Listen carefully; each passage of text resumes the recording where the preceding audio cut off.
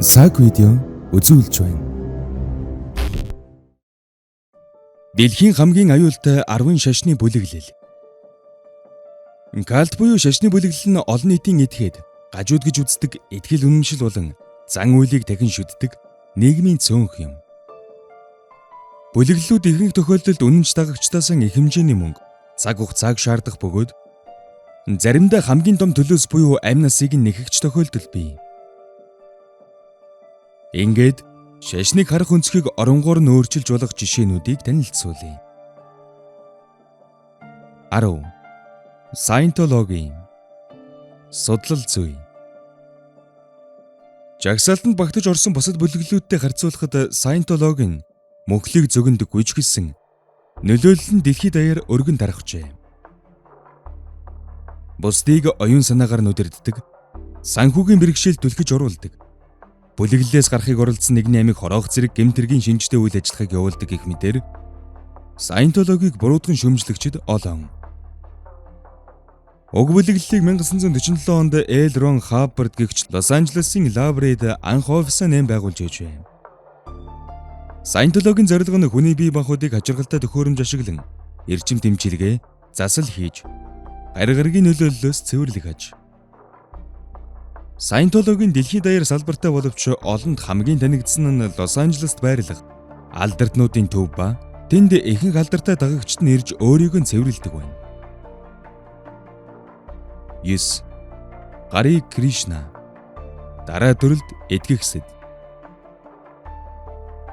Далаад оны үед томоохон онгоцны буудлуудаар мөн босод олонний хөлийн газар шар нөмөрхтэй хүмүүс гарч ирэн гойлог гуйх болсноор Харе Кришна бүлэглэл үүсжээ. Дагагчид нь Махабарата зохиолд гардаг Кришнаг жинхнээсээ бурхан байсан гэдэгт чин сэтгэлээс итгэдэг байв. Кришнагийн дагагчид хүнд нөхцөлд ядуу дарчиг амьдарч, нойр хоолоор өөрсдийг нь сойж, үнэмшлийнхээ төлөө тарчлан зовсноор хариуд нь дэлхий дээр хүн болон дахин төрж, явандаа дээд үе рүү шилжих буюу сүнс болно гэдэгт итгэдэг байжээ. Гэхдээ Кришнаг дагагч хүн бүхэн ийм хүнд нөхцөлд байсангүй. Шашны бүлэглэлийн дээдсүүд тансаг байшинд сайныг идэж ууж, бүсгүйчүүдээр өөрсдийг нь хүрээлүүлж, хүссэн бүхнийг хийлэгдэг байв. Эдгээр Кришна дэлхийн төгсгөлийг зөгнсөн бүлэглэл бас биш боловч, зарим нэгэн дагагчид нь шашныхаа төлөө хүн алж, гулгай хийхээс буцахгүй байлаа. Кришнагийн бас нэгэн алдартай дагагч нь Битлэц хамтлагийнхан байв. 8. Мөн. Гамддгалын сүм. Мөний гэсэн товч нэрээр олонд илүүтэй танигдсан Мөн Сун Мюн өөрийгөө Месиа буюу Христийн хойд дүр гэж тодорхойлжээ. Ингэснээр тэр дэлхийд даяарх үнэнч дагагчдын дэмжлэгээр хааны удам мэт баян тансаг орчинд амьдрах боломжтой болжээ. Мөнийг герман улс хүлээж аваагүй бөгөөд хүүхэд залууст буруу үлгэр дөөрайлал үзүүлж аюул занал учруулсан гэдэг үндслэлээр 2006 он хүртэл эхнэрийн хамт Германы хэлээр нэвтэрж орохыг хориглосон байв. Тус шашны бүлэглэл нь ихэвчлэн хүүхэд залуучуудыг эцэг их, гэр бүлээс нь холдуулан тусгаарлаж, илүү их хайр халамжаар өмсөн том гэр бүлд гишүүн болж, нэгдэн орж буй сэтгэгдэл төрүүлэх аргаар өөрийн бүлэглэлдээ өргөхтөн оруулдаг байж. Мөн дагагчдаа өөрийгөө бурхан гэж мунхруулан итгүүлж, өөртөө нь бурхантай ярилцаж байгаа мэтэр харьцахыг шаарддаг байв. Мөн Деважин зөвхөн үхсний дараах ертөнцид бус. Одоо бидний амьдарч буй мөчлөгт дэлхий дээр байдаг гэдэгт тэд бат итгэдэг аж. Мөний үдснээр Солонгос улс бол бурхны сонгосон газрын Деважин мөн бөгөөд харин солонгосчууд бол бурхны таалалд нийцсэн тэнгэрлэг хүмүүс аж. 7. Бурхны хүүхдүүд. Бурхны хүүхдүүд шашны бүлэглэл буюу өөрөөр гэр бүлт нэрээр танигдсан бүлэгмийг Дэвид Берг анх үүсгэн байгуулсан бөгөөд насан туршаагүй бага насны хүүхдүүдтэй бэлгийн харьцаанд орох нь байгалийн чам, байдгил зүйл гэсэн гаж буруу санааг түгээн номлодог байв. Тэрээр шашны бүлэглэлийн эмэгтэй гишүүдийн биеийг нөлөөлж, үйлчлүүлсэн эрэгтэйчүүдийг гишүүнээр элсүүлж авдаг байв. Бие үнэлэгчдээ тэрээр дэлхийн төгсгөл болох үед байгуулагдах систем хэмэх бүлэгмийн үзэл санааг түгээгчд хэмээн нэрлэдэг байсан аж. 6. ККК буюу Ku Klux Klan арьс өнгөөр ялгуурлагчид. Америкийн иргэний дайны дараа арьс өнгөөр ялгуурлан гадуурхах үзлийг эрчимтэй тараасан Христосийн хөдөлгөөнөөс улбаалan гарч ирсэн ККК бүлэглэл нь идэвхтэй байх хугацаанд олон тооны цус даллаг, аимшигт гэмт хэргийг үйлснэрэн алдартай. Тэд цагаан нөмрөг багтаа шовгор малгайгаар ижилсэж уулзалддаг байсан бөгөөд 1928 онд гишүүдийн тоон хамгийн ихтэй бараг 4 саяд хүрчээ.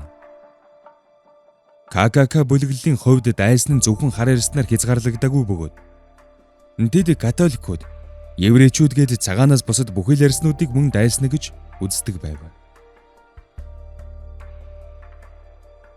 5. Мэнсоны гэр бүл. Бослого өдөөгчид. Өнөө цагийн хамгийн цуутай бүлэглэлийн нэг Мэнсоны гэр бүлийн хэмжээний хувьд бага хэдийж маш аюултай байв. Насан туршаагүй байхдаа гэмт хэрэгт олон орооцолдсон, хүүхдийн засан хүмүүжүүлэх ангид хоригдож байхдаа хамт хоригдож буй хүүхдүүдийг хүчирхэлдэг байсан. Бусдыг өөртөө татах дээд зэргийн авь ястай Чарльз Мэнсон тус бүлэглэлийг анх үүсгэн байгуулжээ. Гэр бүлийн гишүүд Хелтер Скелтер буюу гар арьснууд цагаан арьснуудын эсрэг авууга их бослог гаргана гэдэгт итгэдэг байв. Тэд мөн өдөрдөгч Мэнсоны адил Beatles самтлагийн White Album-д тэдэнд Хелтер Скелтерийн үед хэрхэн дулдахыг заасан нууц мессеж оруулсан гэдэгт итгэж байв. 4. Деважингийн хаалга. Дэлхийг орхих сод.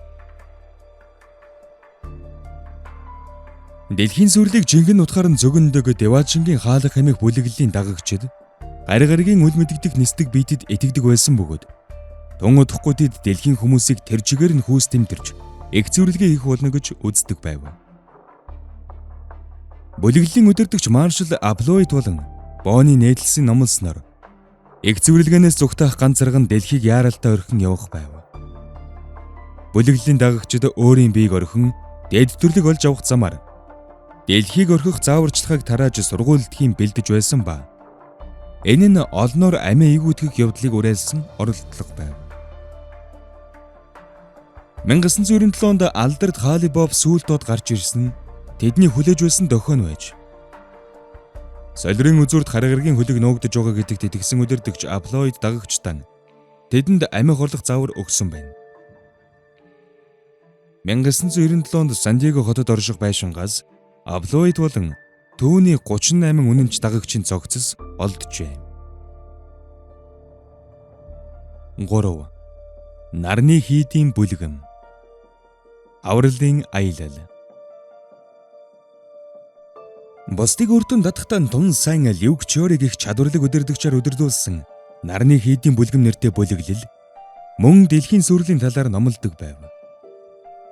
Тодруулбал тэд дэлхийн мөхлийг байгалийн гамшиг авчрах болно гэдэгт итгэдэг байсан ба нарны хийд бүлэглэлд итгэгч нарал ирэх мөхлөөс аврагдан үлдэх болно гэж заадаг байсан.